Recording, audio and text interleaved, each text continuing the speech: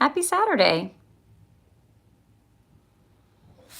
I hope it's gorgeous where you are. It is absolutely beautiful here in Tennessee. The colors are just so pretty. I'll give everybody a minute to just pop on. Would love to see in the chat where you're watching from. So if you can put a comment in the chat, let me know where you are. That would be awesome. Tennessee, all right. Very good. So we've got one for Tennessee. I think last time I did a live, we had Kentucky, I want to say. I know we had somebody from Maine and later Minnesota. So let's see how many. I'll give people a second to jump on here and let's see how many states we can get represented this evening. I've got another excerpt from the Renee Fleming book for you on a completely different vocal topic than what we talked about the other day. So this is, just to remind you, this is the Renee Fleming, The Inner Voice. Beautiful book. I highly recommend it if you don't have it. The Making of a Singer.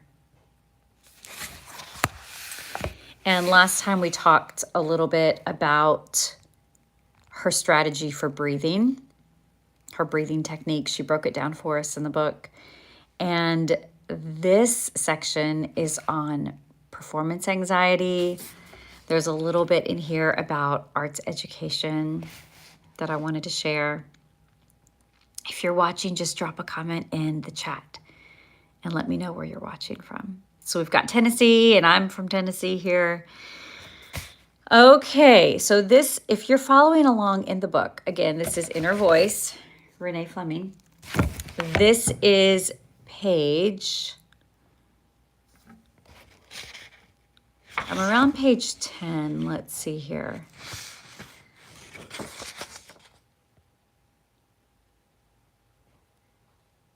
Okay, I'll start actually on the bottom of page 11.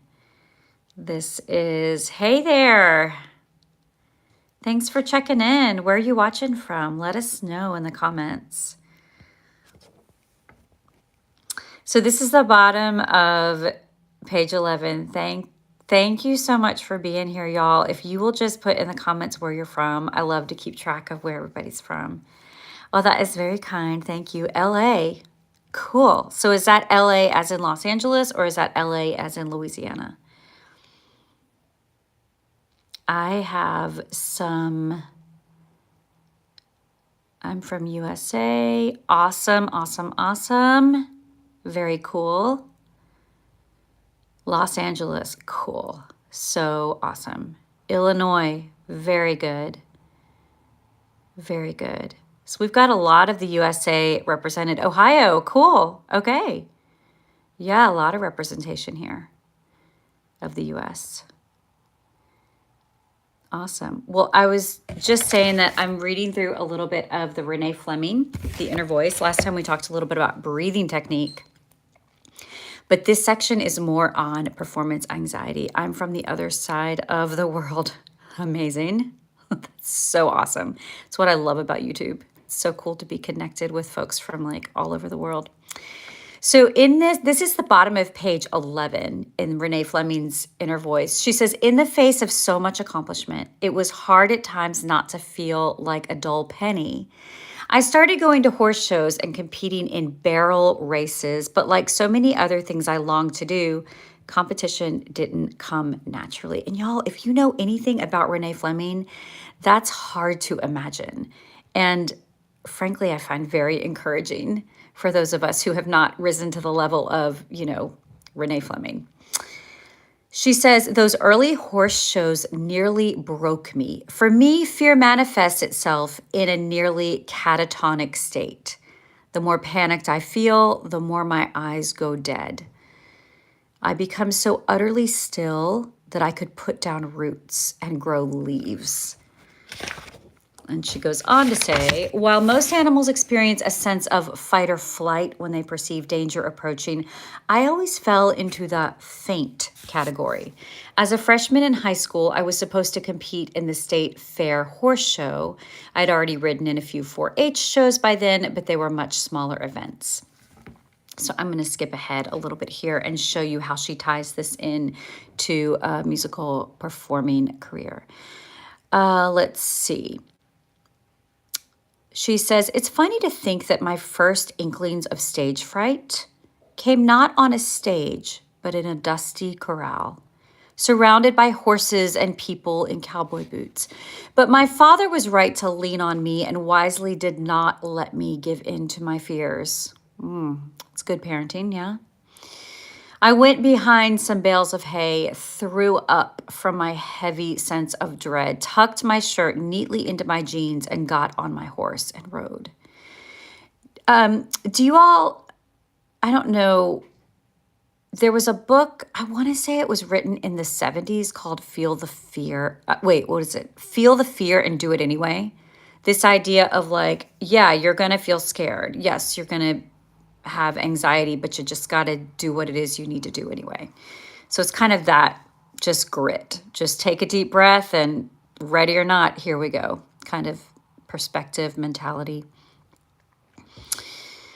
Okay, I did my best, which was what my father expected of me, though at that moment, my best wasn't very good. It was that quality in my father, his no-nonsense determination, that instilled in me a drive to overcome my limitations. Hey, thanks for saying hi.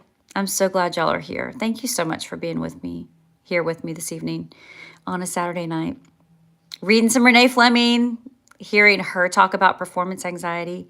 I think it's such a good reminder that, by the way, if you're just joining, here's the book. We're just doing a little piece of the inner voice. But like, what a cool reminder that even somebody top of her field, like Renee Fleming, deals with all of the same things that we all deal with. We all deal with performance anxiety, with fear, wondering what other people are going to think of us. Yeah. I'd love to hear where you're from. So if you're watching, if you want to put the state you're watching from in the chat, that would be awesome. So she's talking about her dad and how he really helped her overcome her limits. She says, I was lucky to have someone who didn't baby my fears, but was always there urging me on. I wasn't the only one my father refused to coddle. His church choirs were also held to his exacting standards. I lead church choirs, so it's fun to hear about are any of you that are watching, any of you in a choir? Drop a yes or a no in the comment section. I'd love to know if you're part of choirs, like community choirs, church choirs, professional choirs. Her dad chose music that was very difficult for them.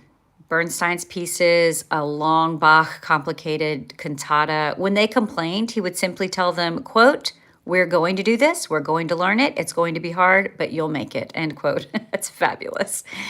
Last Christmas, my church choir did the Vivaldi Gloria, and they were fantastic. I was so proud of them. They worked so hard to learn all of the Latin and, of course, all of the music, and just did a fantastic job. So it's amazing what we can do when we are willing to work and put our mind to it. Okay, so I'm going to finish this paragraph out here. He says, if they tried to refuse and told him he had to pick a different piece, he responded calmly that if that was the case, they would have to pick another choral director. I like this guy. This is so awesome. What he expected of other people was the same thing he expected of himself, to go out there and try. He didn't look at anyone, not his students, not his children, and think, well, you're just not up to this. It was his higher expectations that pulled all of us up. Regardless of whether performing frightened me or I enjoyed it or whether I was any good at it, one thing was certain, I kept doing it. She was terrified and she just kept going. In high school, I was cast in yet another production of My Fair Lady, this time by the music teacher, Rob Goodling. In retrospect, I have to say it is nothing short of amazing that I had such talented teachers to work with early on. especially since we were not exactly in the heart of a booming metropolis. Rob was a man with big ideas who later toured groups of talented students through Europe. He cannily populated his musicals with handsome basketball players and track stars, which in turn made our after school rehearsals the place to be. I guess so. Suddenly, the popular kids were the ones on stage, and having a good voice made me even more popular. I'm sure I have Rob to thank for later being chosen prom queen. It's fabulous. I love it. Hey, y'all, if you haven't put your state in yet that you're watching from or the country you're watching from, I'd love for you to put it in the comment section. It's fun to see where everybody's from. Yeah, so we've got Tennessee, we've got Los Angeles, we've got Illinois, other side of the world. So cool. Y'all, I love YouTube. Thank you so much for being here, being part of my community. I'm just so glad you're here with me. If there's any topics you'd like for me to cover in the videos that I do, if you're interested in musical skills and solfege building, if you're interested in vocal health, if you need help with your public speaking, with your speaking voice, just let me know in the comments. I love to make videos based on what it is you need help with, based on what is bothering you. Like, are your high notes a problem for you? Just let me know and I'll make videos to help you.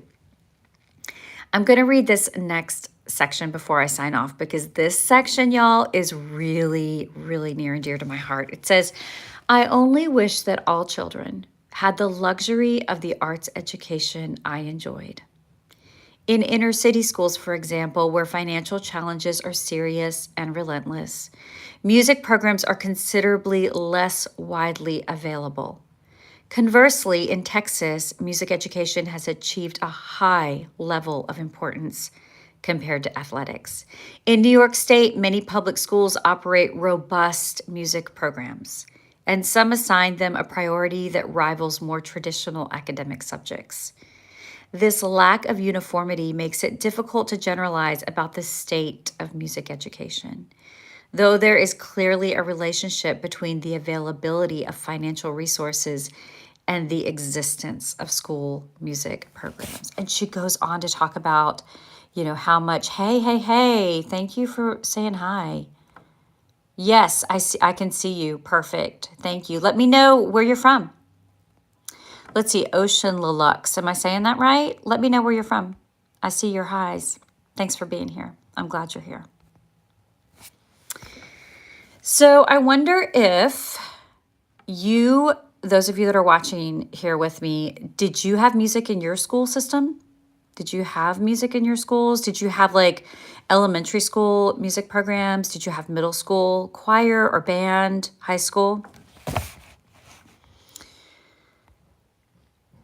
Yes, very good. No, you did not have that in your school. You're from Japan. Fantastic. I'm so glad you're here.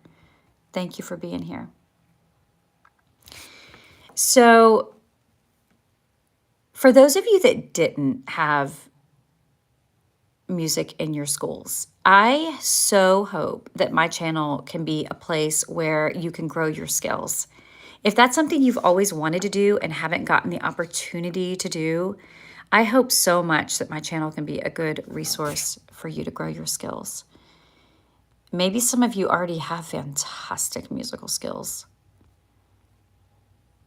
Yeah, very good. Excellent. Okay, y'all. Well, I think and I keep saying y'all, this is so funny because I live in Tennessee, but I'm actually from northeastern Maryland where we did not say y'all, but I've lived in Tennessee for so long now that I've just kind of picked it up. So it's interesting how that happens, isn't it? Okay, I do play piano at my house, so, oh, fantastic. That's great. So do you read music or do you play by ear? Or do you do both? I'm so glad you play. Music is so good for us. Both, yeah, very cool. Did you have private piano lessons? Or did you teach yourself? How did you learn to play?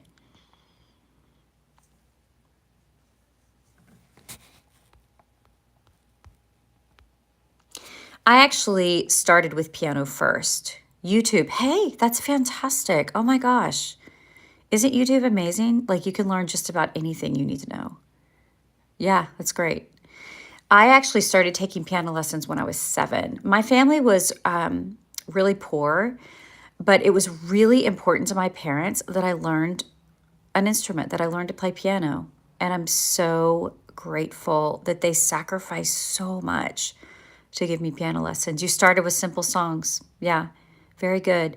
For those of you that want to learn to sing, play piano, all those things, I would say like learn scales. That's what I'm doing with solfege. Like I just dropped a video with the additive scale. Just all of those scales help build your musicianship. They build your ear training, they build your music theory knowledge, they build your sight reading, sight singing ability. And if you're a pianist, but you want to learn to become a better singer, all of the solfege I'm teaching will help you so much with that. So awesome. Well, y'all are awesome. Thank you so much for being here. And I'm going to try to do a live stream at least once a week. As I have time, I'll pop on here more often and we'll just read. I have a couple of books that I thought would be fun to just go through little excerpts of, to hear from some of like the great singers and the great musicians, and just to kind of get inside their heads a little bit and their minds and see what their mindset is, what their background is, to encourage them. So anyway, okay, thank you all so much for being here. I love your voice, by the way. Oh, you just made my day. Thank you. I was very blessed to have great, great teachers who poured into me to help me develop my voice. Yeah, really appreciate that. Okay, everybody, have a fantastic night and just keep singing. It just brings us all so much joy. And in this world that we live in, we need a lot of joy. Okay, have a fantastic night, and I'll talk to you soon.